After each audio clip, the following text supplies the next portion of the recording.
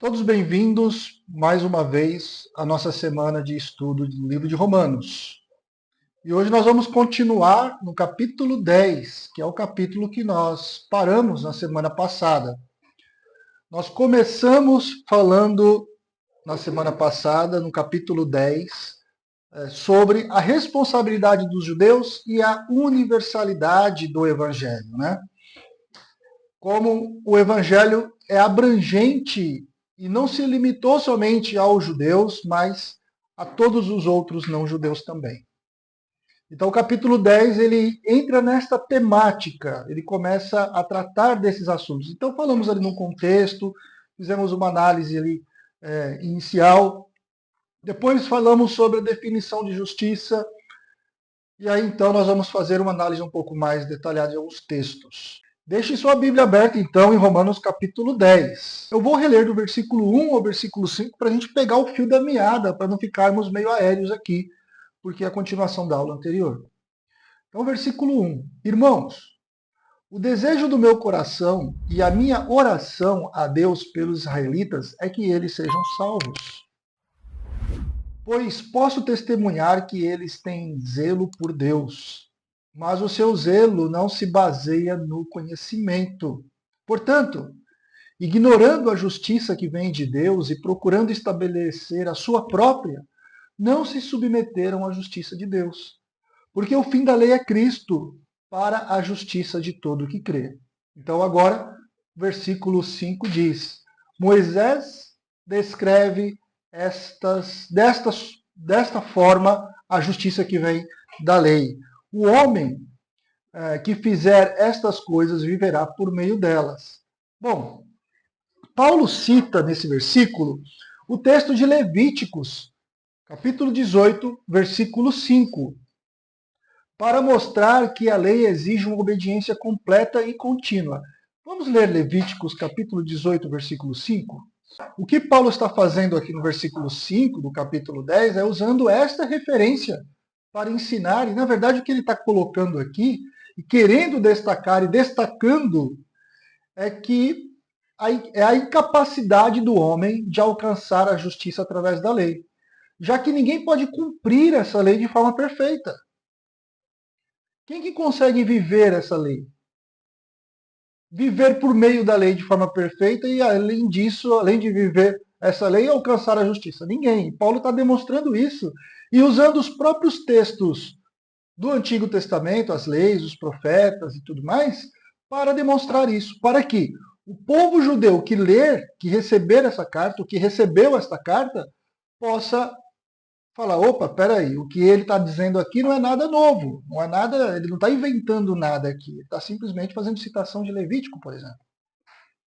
Versículo 6 a 8, mas a justiça que vem da fé diz, não diga em seu coração, quem subirá ao céu, isto é, para fazer Cristo descer?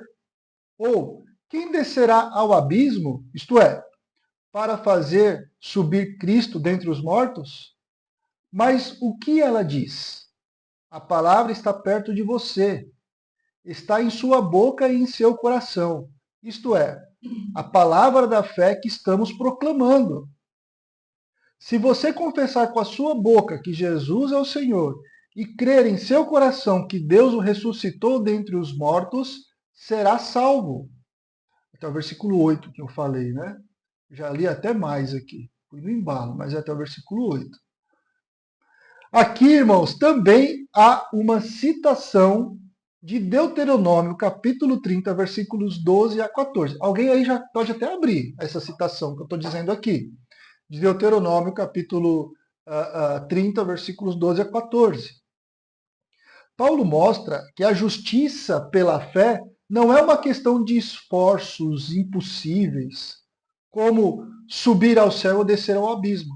O que ele está colocando aqui é algo que é impossível de se fazer. Quando ele faz essas perguntas, quem pode subir ao céu ou descer ao abismo, é que ele está usando uma comparação absurda para demonstrar que alcançar a justiça pelas obras é algo como querer subir ao céu ou descer ao abismo para o abismo aqui é as profundezas, né? Ou algumas traduções colocam inferno também, ok?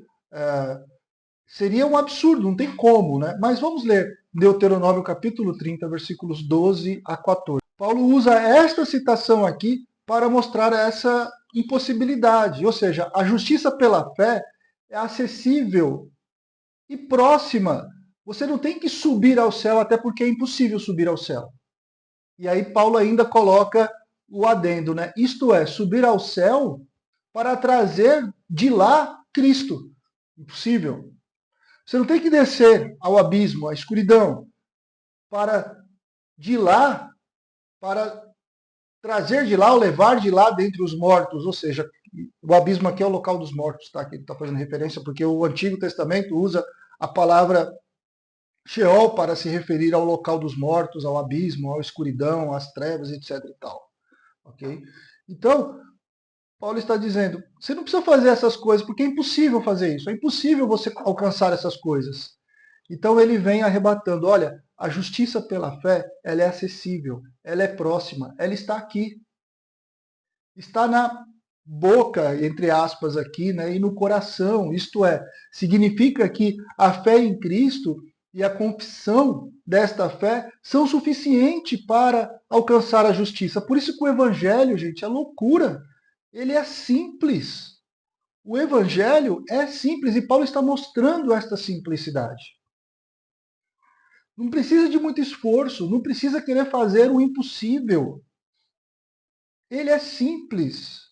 A justiça pela fé é acessível.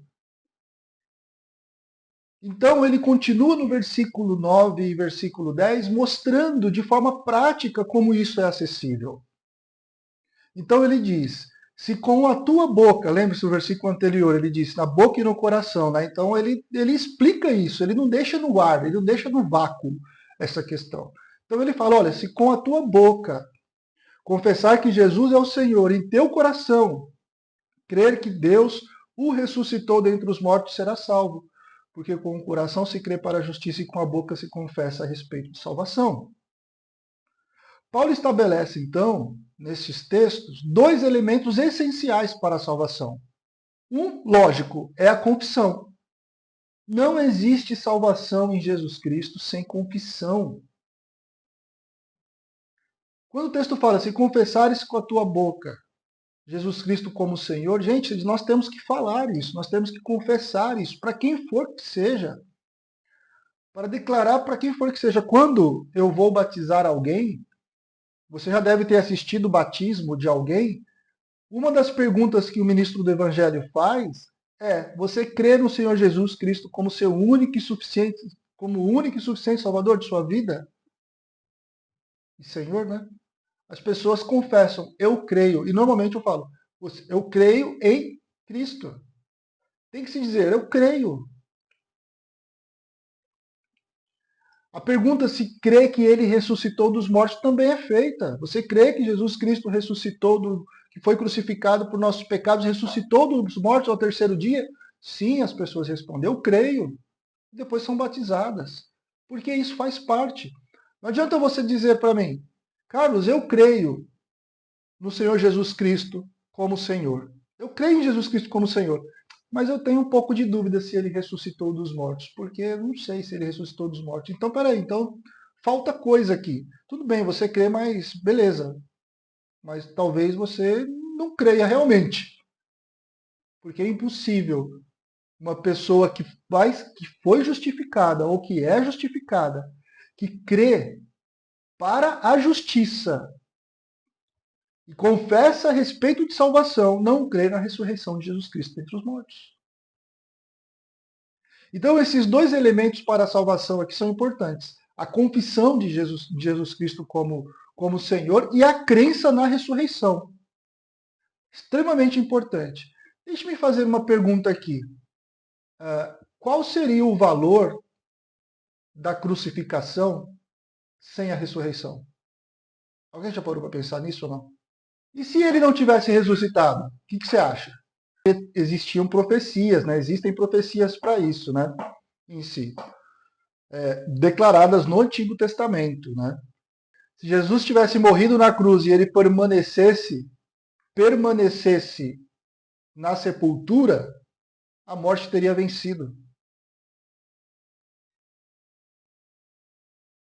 E aí, como que nós ficaríamos? Sem salvação. Sem salvação. Exato, porque a morte teria vencido. Porque a salvação é a vitória sobre a morte. Quer dizer, a implicação ia ser muito grande. Nós falamos algumas aqui, né? Desde profecias até a questão da vitória da morte, a questão da diminuição da deidade de Cristo, né? Falamos algumas coisas aqui, mas tem várias outras coisas. Mas olha, por isso que a crença na ressurreição é importante. Confessar Jesus como Senhor implica na submissão à sua autoridade e na sua divindade. E o que eu quero dizer com isso, e que Paulo mostra aqui quando ele fala sobre a ressurreição, porque a ressurreição mostra a sua divindade, esse elemento da confissão, está mostrando que Jesus é Deus. Qualquer um que diz que Jesus não é Deus tem um problema. Pode ser, inclusive, instituição religiosa. Qualquer instituição religiosa que diz que Jesus não é Deus tem um problema. Ou que diz que Jesus é um Deus mais ou menos. Como, por exemplo, dizer que Jesus é um Deus que foi criado. Pode Deus ser criado? É a pergunta, né? Se Jesus é um Deus que foi criado, posso comparar ele a Zeus, por exemplo? Ou a Apolo? Ou a Poseidon? Deuses criados? Perceberam as implicações? Nós não cremos que que Jesus é um Deus criado. Nós cremos que Jesus é Deus, que ele ressuscitou e venceu a morte. Crer com o coração resulta em justiça, ou seja, aplicação da justiça de Deus a nós. Ou seja, Deus nos declarando justos. Enquanto confessar com a boca resulta em salvação. Estes dois elementos, embora sejam elementos distintos, são interligados e refletem a fé cristã. Não existe cristianismo sem confissão dos pecados e sem a crença na morte e ressurreição de Cristo. Não só na morte, é na morte e ressurreição de Cristo. Por isso nós não acreditamos em um Cristo na cruz somente. Nós acreditamos em um Cristo que foi crucificado, desceu da cruz e ressuscitou ao terceiro dia. Então a cruz está vazia, não ficou preenchida. Versículo 11. Porque a Escritura diz: todo aquele que crer não será confundido. E o que Paulo está fazendo com esse texto aqui? Isaías 28:16. Alguém abre Isaías 28:16. Aquele que confia jamais será abalado. Algumas versões colocam: aquele que confia jamais será confundido. Né? A nossa fé em Cristo, a nossa confiança em Cristo resulta em não sermos envergonhados. A fé em Cristo é segura, nós podemos confiar na promessa do Senhor Jesus, ou seja, quando chegarmos diante dele, quando estivermos perante ele, nós não seremos confundidos com nada e com ninguém. A frase que será dita é: entre na alegria do seu Senhor.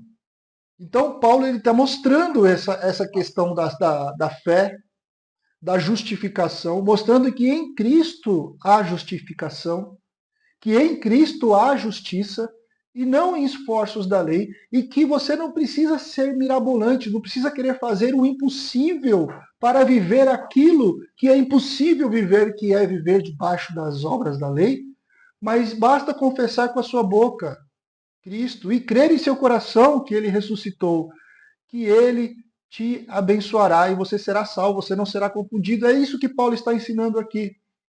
Então, Paulo, quando ele manda esta mensagem, quando ele escreve essa mensagem, ele chega no versículo 12 e diz: olha, não vai haver distinção entre quem é judeu e quem não é judeu.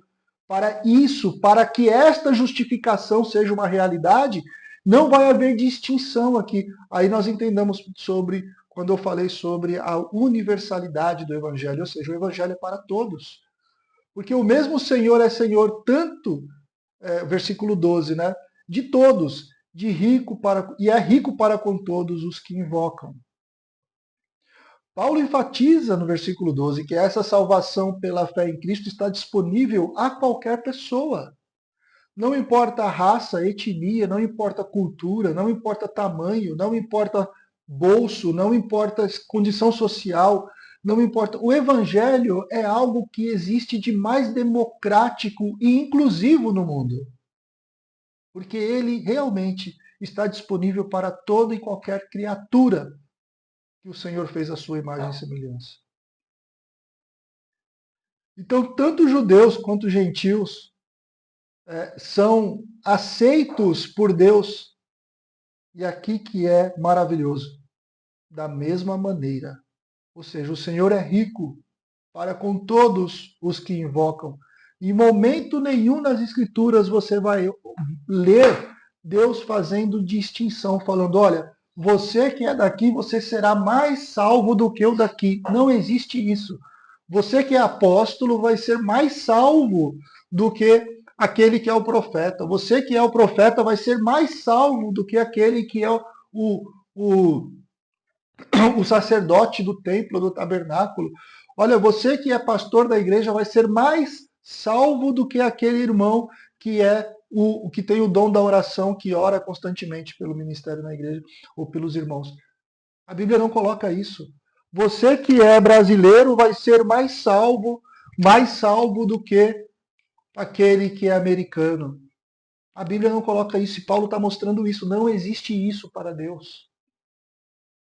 Deus é absolutamente, e ele age de forma graciosa e misericordiosa e de forma absoluta para com todos que invocam o nome dele, sem parcialidade. Não importa se é homem, mulher, não importa. Deus age da mesma maneira com relação a todos que o invocam. E aqui Paulo arremata no versículo 13 dizendo: porque todo aquele que invocar o nome do Senhor Jesus vai ser salvo. E aí então ele desmistifica aquela ideia que nós viemos tratando lá no passado, que Paulo vem falando para os. Primeiro, Paulo fala para todas as pessoas, colocando a humanidade como um todo. Depois, Paulo fala para o judeu. Depois, Paulo fala para o gentil. E aqui ele está falando: olha, judeu, gentil, humanidade.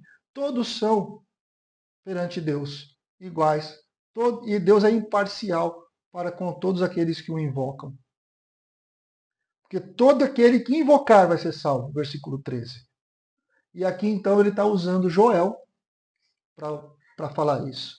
Alguém abra Joel capítulo 2, versículo 32. Talvez alguém fale assim: não, mas o texto que Joel está dizendo lá está falando sobre o povo judeu lá, porque está falando, não, aqui o Senhor usou o mesmo texto através de Paulo para falar a todos. Então, a todo aquele que invocar. E isso demonstra a simplicidade da salvação pela fé. Você não vai encontrar nas Escrituras Deus pedindo esforço seu com relação a eu tenho que fazer tal promessa para Deus me salvar, eu tenho que fazer tantas voltas em volta do muro de Jericó para ser salvo. Eu tenho que subir de joelho a montanha do Monte Sinai para ser salvo. Eu tenho que orar 10 dias e 10 noites com as mãos para cima para ser salvo. Você não vai encontrar isso nas Escrituras. Para a salvação é muito simples. Confessar com a sua boca, invocar o nome do Senhor e crer que Ele ressuscitou dentre os mortos. Envolve, logicamente, quando fala confessar, né? Envolve confessar o nosso pecado diante de Deus, reconhecer quem somos diante de Deus. A salvação é simples. Eu não sei por que nós complicamos tanto. O Paulo está mostrando essa simplicidade aqui, no capítulo 10. William Barclay, não sei quem conhece este teólogo, também conhecido, ele comenta que que a mensagem de Paulo nesse trecho, né, é muito radical e que derruba as barreiras entre os judeus e os gentios. Ele comenta que Paulo está aqui proclamando que todos têm igual acesso a Deus através da fé por meio de Jesus Cristo. E William Barclay ele observa que a simplicidade do Evangelho, que é crer e confessar, torna a salvação acessível a qualquer pessoa e de qualquer idade. E realmente é isso. E realmente é isso. Bom, quais são aqui algumas, talvez, aplicações práticas que devemos refletir, né? Por exemplo, a salvação, nós vimos que ela não requer nenhum tipo de esforço humano, mas uma simples confissão em Jesus Cristo e uma fé sincera na sua ressurreição. Isso torna a mensagem do Evangelho próxima ou acessível a qualquer pessoa, independente da sua situação. E também, não só isso, como ela está disponível a todos e o Evangelho se mostra para todos. Não existe distinção entre pessoas com base em raça, como eu disse, cultura, status social, nada disso. Então, isso deve incentivar todos aqueles que creram no Senhor Jesus, todos aqueles que confessam o Senhor Jesus, a compartilhar o Evangelho com as pessoas. E sem preconceito. Nós simplesmente devemos falar do amor de Jesus. Porque crer em Cristo e confessar sua fé resulta sim em uma segurança que não nos levará a passar vergonha diante da presença dele. Os crentes no Senhor Jesus Cristo, eles podem ter confiança plena na salvação oferecida por Deus através de Jesus Cristo. Veja, a salvação é oferecida por Deus através de Jesus Cristo, não fomos nós que a conquistamos, então é Deus quem deu. E ele não muda de ideia, gente, ele não vai tirar a sua salvação. Se você é salvo no Senhor Jesus Cristo, você vai querer viver a vontade de Deus, andar segundo os seus caminhos e propósitos. Não estou falando aqui sobre força de fé, santificação, nada disso. Estou falando aqui que o salvo no Senhor Jesus Cristo, que invocou e confessou Jesus, ele vai andar em fé. Pode ter altos e baixos na fé, mas o Senhor estará sempre o erguendo. Encorajar as pessoas a invocar o nome do Senhor é uma prática fundamental, gente, quando a gente testemunha da fé cristã. Quando a gente evangeliza. Eu não sei aqui quantos já tiveram a oportunidade de evangelizar. Qualquer um que invocar o nome do Senhor Jesus será salvo, diz o texto. E isso enfatiza a importância de proclamar essa verdade. Agora, vocês perceberam? Alguns capítulos antes, capítulo 9, capítulo 8, Paulo disse que Deus é quem escolhe quem vai ser salvo. Vocês se lembram disso ou não? Se lembram, né? Ele disse, inclusive ele falou assim, quem você acha que é para questionar Deus sobre escolher um e odiar o outro? E vocês perceberam que mesmo o apóstolo Paulo, sendo usado para que Deus ensinasse essas grandezas, ele foi um dos maiores evangelistas que nós conhecemos na história do cristianismo?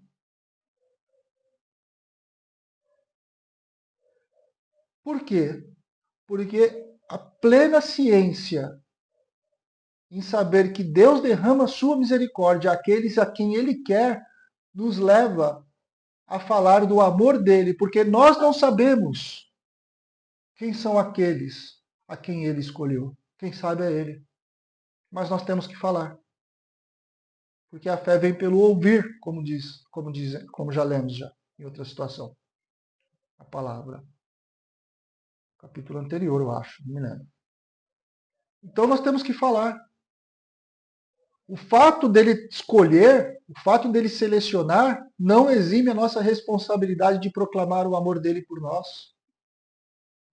Pelo contrário. Todas as pessoas que, ao estudarem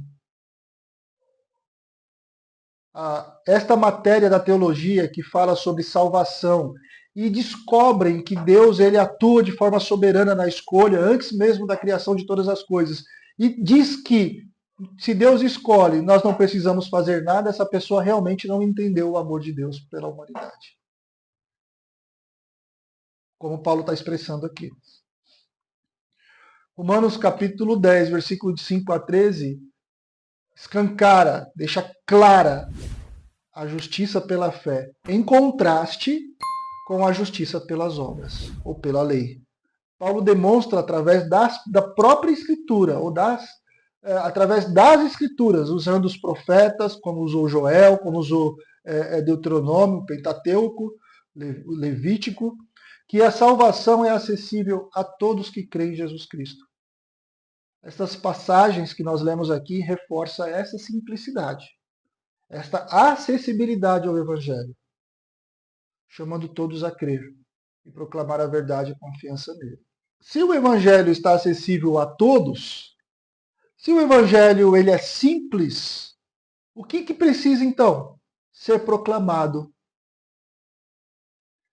Precisa ser ensinado, precisa ser, como alguns falam, pregado, né? Ou seja, dito, declarado em si.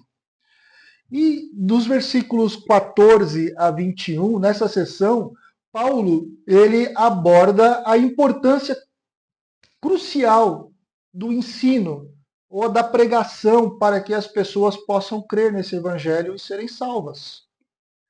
Ele mostra em uma cadeia lógica de perguntas retóricas que ele faz aqui no texto para sublinhar que a fé vem pelo ouvir a palavra de Deus. Justamente por quê? Porque de tudo isso que ele está falando, pode levar pessoas a terem entendimentos errados e simplesmente falar, eu não preciso fazer nada, eu vou cruzar meus braços, porque Deus já sabe o que vai fazer, Deus já escolheu, Deus isso, Deus aquilo, então eu vou cruzar meus braços. Então ele agora vai falar. Ele já mostrou que o evangelho é simples, ele já mostrou que o evangelho está acessível a todos, ele já mostrou que a justiça é alcançada pela fé em Jesus Cristo, então agora ele vai mostrar que então precisamos ensinar, precisamos falar, precisamos proclamar. Chegamos no versículo 14 e 15 então. Vamos ler? Como, pois, ouvirão aqueles em quem não creram? E como crerão naqueles de quem não ouviram falar? E como ouvirão se não houver quem pregue? E como pregarão se não forem enviados? Como está escrito, quão formosos são os pés dos que anunciam as coisas boas, ou alguma versão, as boas novas, né? Em si, o Evangelho. Nós encontramos uma sequência aqui, não é? Uma sequência lógica. Primeira coisa que nós encontramos é a invocação e fé, ou seja, para alguém, ou para que alguém possa invocar o nome do Senhor Jesus para ser salvo, primeiro tem que acontecer o quê? Ele precisa crer em Jesus. Antes de tudo, para que alguém invoque o nome do Senhor para ser salvo, ele precisa crer. E como que ele vai crer? De que maneira ele vai crer? Aí entra a questão que para que ele tenha fé, ele precisa ouvir. Ele só vai crer se ouvir sobre Cristo. Se ele não ouvir, não tem como ele crer. Então ele tem que ouvir.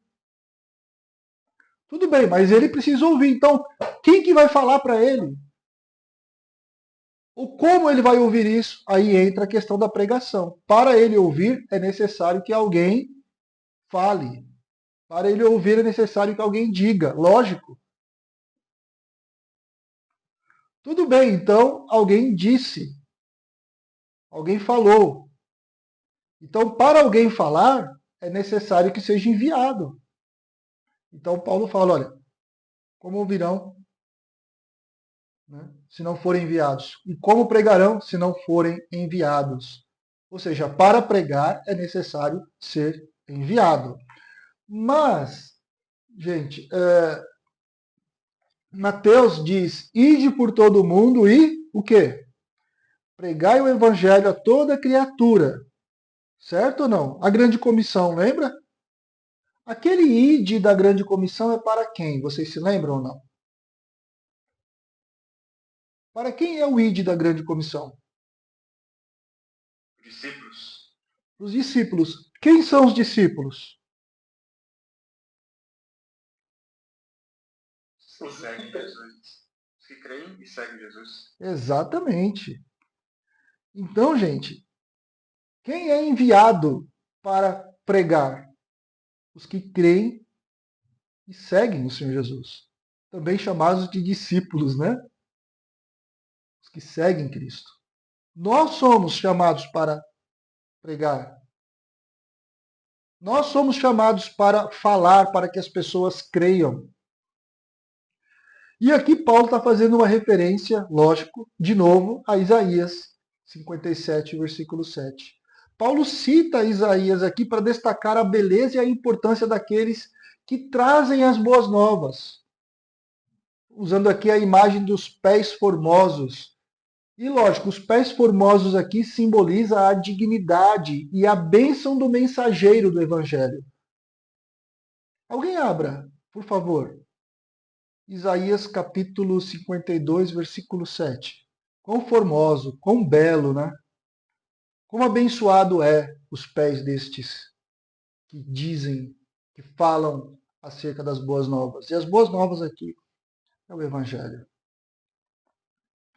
Paulo cita o Antigo Testamento para mostrar para todo mundo que o que ele está dizendo não é nada novo. Né? Versículos 16 e 17 diz o seguinte: mas nem todos obedecerão ao Evangelho. Pois Isaías diz: Senhor, quem creu em nossa pregação? De sorte que a fé é pelo ouvir, e o ouvir pela palavra de Deus. E aqui, irmãos, Paulo ele coloca no texto algo muito importante, porque a responsabilidade de salvar não é nossa. E ele com esse texto, ele demonstra isso. Que a responsabilidade de salvar uma pessoa, de resgatar a pessoa, não é minha. Eu não vou fazer isso. Então, logo ele fala que pessoas vão rejeitar o Evangelho. E é isso que acontece. Nem todos que ouvem o Evangelho obedecem o Evangelho. E aqui Paulo está citando Isaías 53, versículo 1. Olha aí, tá vendo? Alguém abre Isaías 53, 1. Já que lemos Isaías 52, 7 agora há pouco, né? Essa rejeição ao Evangelho já era prevista. Logo, Deus não escolheu alguns para a salvação e outros não. Então é lógico, aqueles que há de ser salvos serão mediante a pregação da palavra. Então, esta rejeição da pregação do Evangelho, o profeta Isaías já tinha previsto isso. E é natural isso acontecer.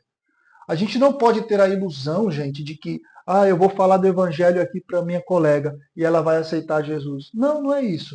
Eu vou falar do Evangelho aqui para o meu colega e ele vai aceitar a Jesus porque eu quero que ele aceite, porque eu estou falando. Não, não. O nosso papel é falar, é ensinar, é pregar o Evangelho. O papel de Deus é salvar, não é nosso.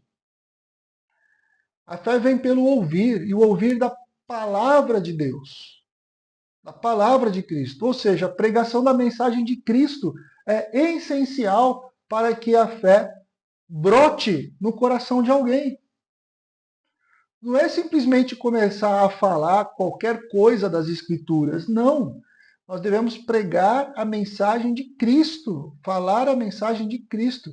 Eu vou começar a falar do Evangelho, a pessoa quer falar disso, quer falar daquilo, quer falar de divórcio, quer falar de aborto, quer falar. Não, não. Fuja disso, gente. Você não está lá para debater com ninguém. Nós somos chamados para falar do amor de Jesus às pessoas. E ponto. Porque é esta palavra que inspira a fé no coração das pessoas. Estudo que nós estamos fazendo aqui é para aqueles que já creem no Senhor Jesus como Senhor e Salvador e estão crescendo na fé. É isso. E o versículo 18, então, chegamos nele, olha. Mas digo, porventura não ouvirão? Sim, por certo, pois por toda a terra saiu a voz deles, e as suas palavras até aos confins do mundo. Paulo afirma que a mensagem do Evangelho foi espalhada por toda a terra. Mas é interessante, será que foi mesmo espalhada por toda a terra? Por todo mundo conhecido? Tem muita gente que fala isso, né? Não, mas o que Paulo está querendo dizer aqui é que a palavra foi dita, foi espalhada por toda a terra ou por todo o mundo dele conhecido. Nos tempos de Paulo, o mundo conhecido de Paulo não era tão grande, né? Ou seja, Paulo não conhecia as Américas, por exemplo, né? Paulo sabia que tinha a Europa, porque ele expressou que queria ir até a Espanha. Hoje nós falamos sobre isso lá no início da carta. Mas tinha todo o Oriente, né? A Ásia em si, não o Oriente, ele já estava no Oriente, né? Mas tinha toda a Ásia. Talvez ele não tinha planos de ir para lá, mas o Evangelho foi até lá, para toda a área africana. Não sei, mas então as pessoas às vezes falam, não, o Evangelho ele foi espalhado para todo mundo.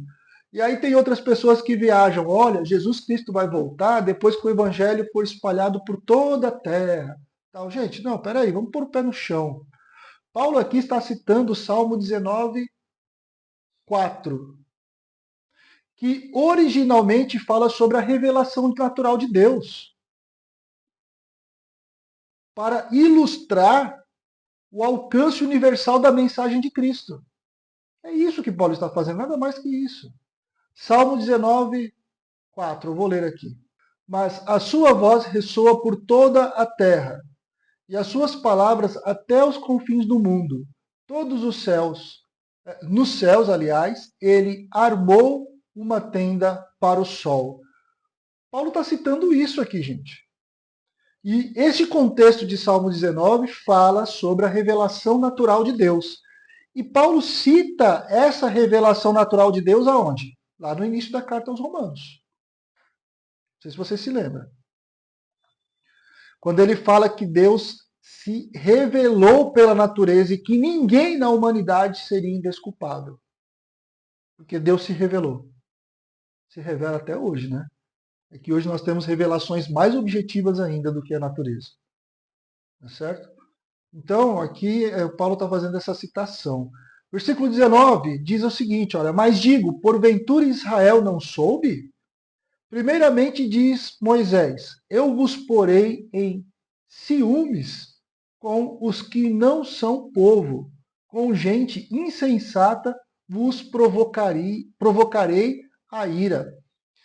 E aqui novamente, imagina, eu fico imaginando, gente, o judeu lá da cidade de Roma, lendo isso daqui, e Paulo só fazendo citação de textos que eles conheciam, porque são textos que eles estudavam desde criança. No Antigo Testamento, aqui Paulo está citando Deuteronômio 32, 21, para explicar que Deus usaria um povo que não era o povo de Israel. Ele estava falando de gentios, para provocar Israel aos ciúmes. Porque esse povo seria um povo que buscaria Deus, ou que ia buscar Deus, enquanto eles não estavam fazendo. E isso já tinha sido profetizado por Moisés, lá em Deuteronômio 32, 21. Não vamos ler aqui, depois você lê na sua Bíblia, se quiser.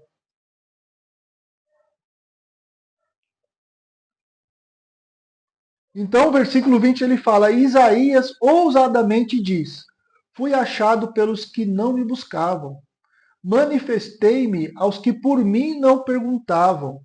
Mas para Israel diz: todo o dia estendi as minhas mãos, e o povo rebelde e contradizente.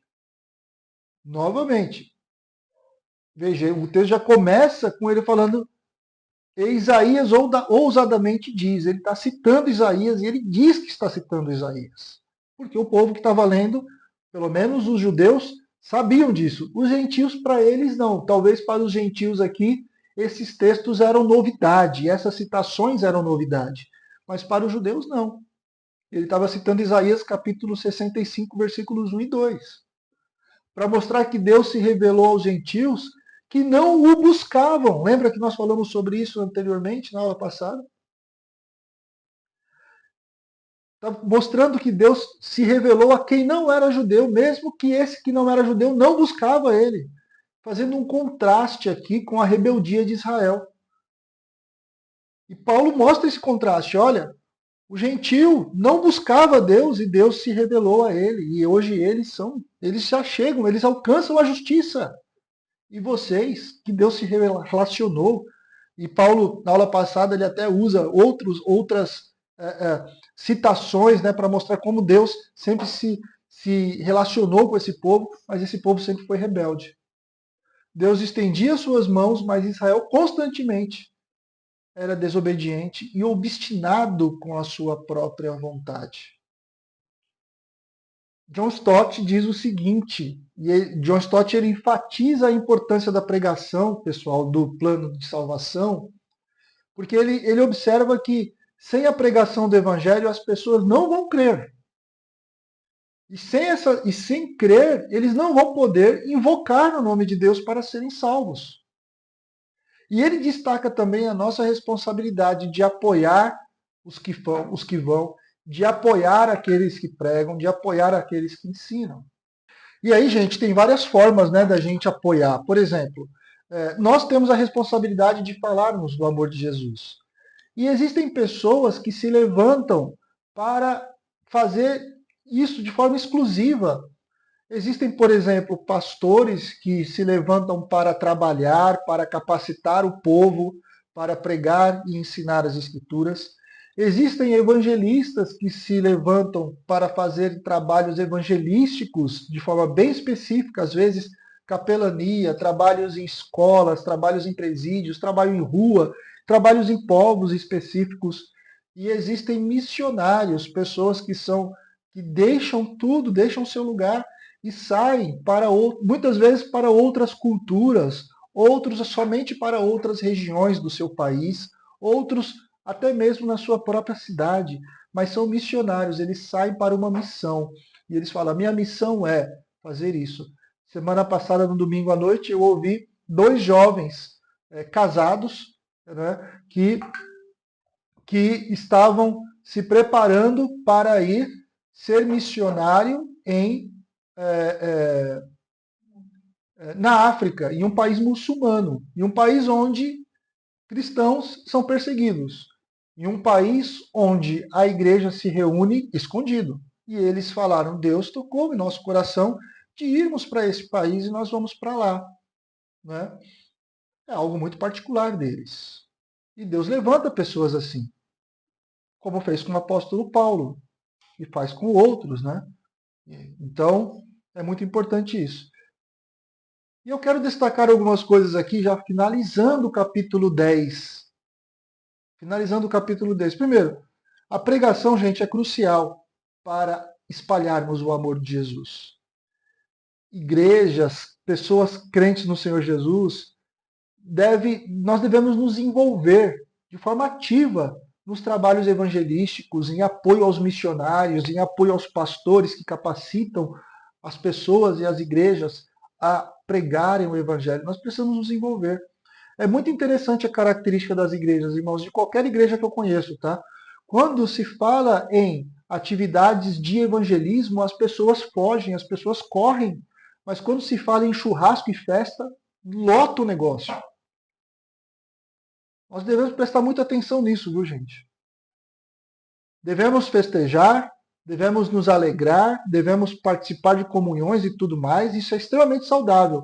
Tão saudável quanto pregar o evangelho e fazer trabalhos evangelísticos. Cada crente, cada pessoa tem a responsabilidade de compartilhar o evangelho. A fé vem pelo ouvir. E cada cristão tem boca e pode falar do amor de Jesus. Até aquele que não fala do amor de Jesus através do seu meio de comunicação. A mensagem do evangelho é para todo mundo, ela é universal, abrange qualquer pessoa, independente de raça, etnia, status social. Então, bora fazer o que tem que fazer.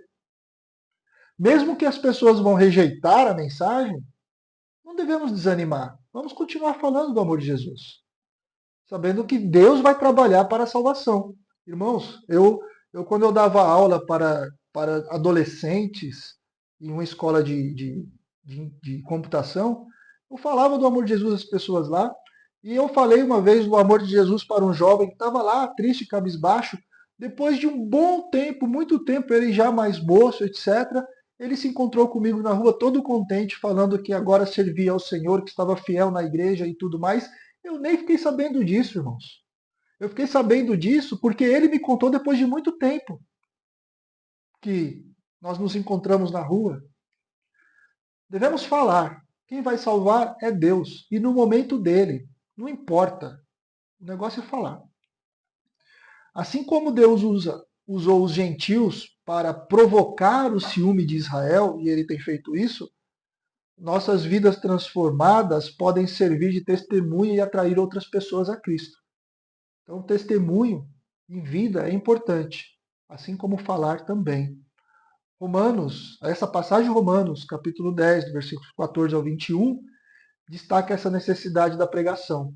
Paulo não descarta, mesmo que Deus tenha escolhido, antes da fundação do mundo, aqueles para a salvação, aqueles para a honra, aqueles para a desonra, mesmo que Deus tenha agido do jeito que ele quis, isto não exime a nossa responsabilidade de pregar. Paulo mostra essa sequência lógica que nós vimos aqui, sobre fé, sobre salvação, enfatizando a responsabilidade de proclamação. Vamos pensar nisso, gente. Vamos pensar nessa questão.